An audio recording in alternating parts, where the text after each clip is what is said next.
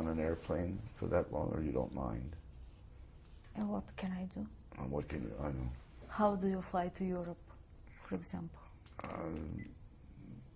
I guess British Air.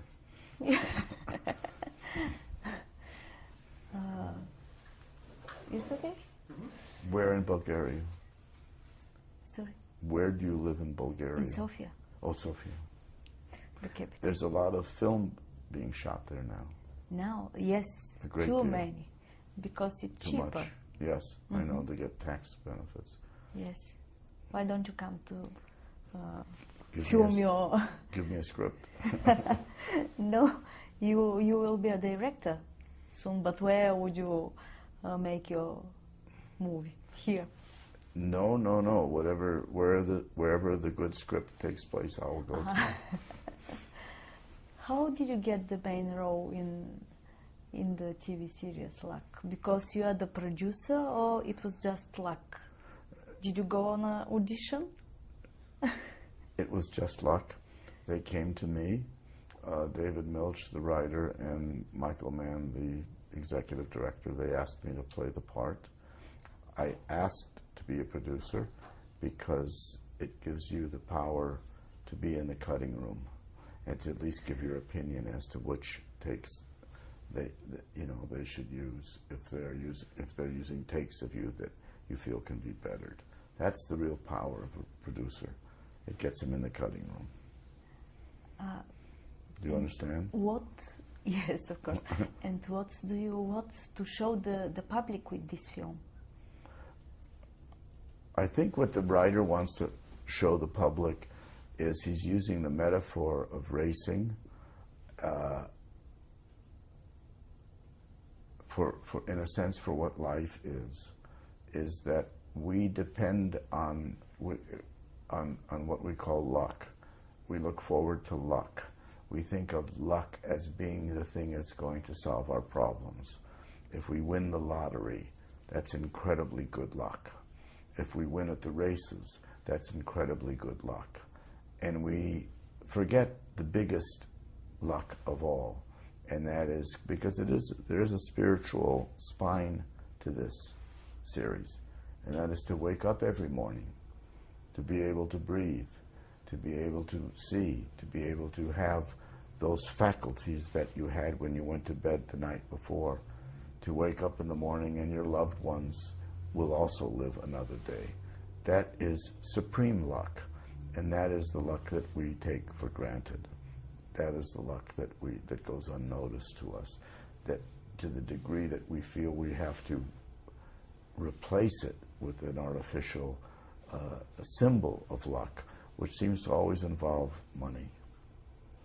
But isn't it luck possible to these people for which they have to prepare? It's not only luck. You have to prepare to study, to work. Yes.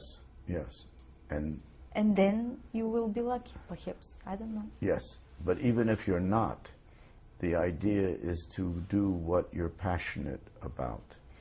If you can choose to live your life doing what you feel passionate about, then that is the greatest luck you can have, rather than succeeding in it. Mm-hmm.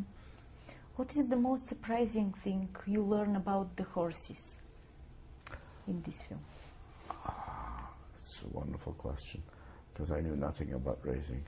They seem, the horses that I've been exposed to, each seems to have a personality.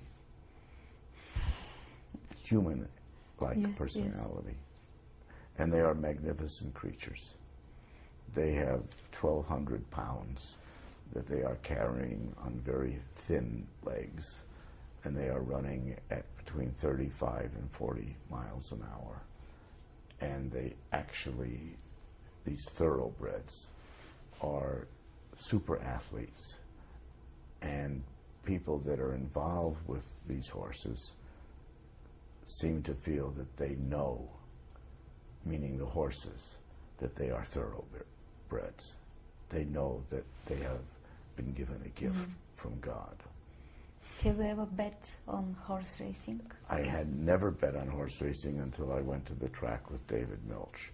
who wrote this, and he took me a few times. Yes.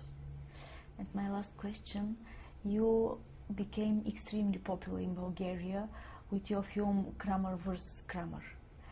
You weren't even born when that came out, my dear.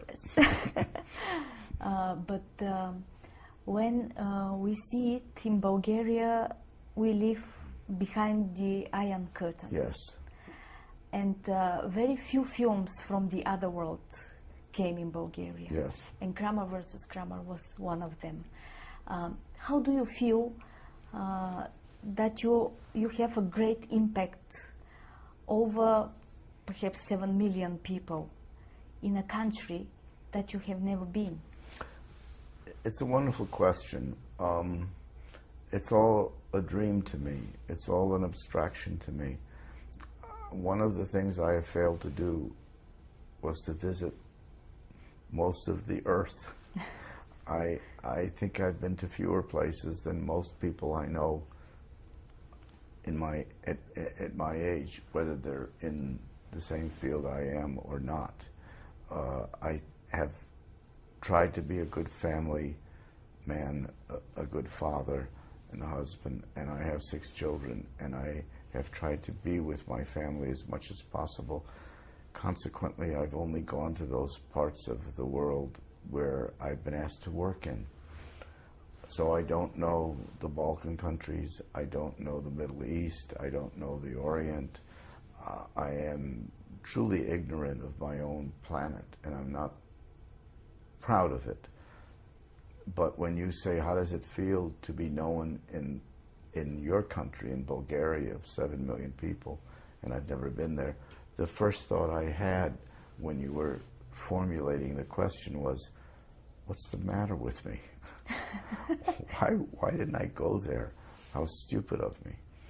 And I feel the same way now, and yet I know I probably won't go there unless I'm given a script that takes place there.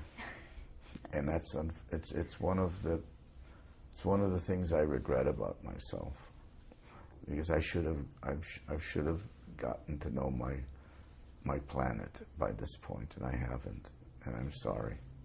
Wow. I'm sorry to every single one of the 7 million Bulgarian people that I've not met them. What do you want to play? What role do you want to play? It's not a specific role. I want to keep trying to understand myself through my work, so that what I do for a living basically is to try to understand myself, to find out who I am. At the same time, I'm trying to find out who I want to be.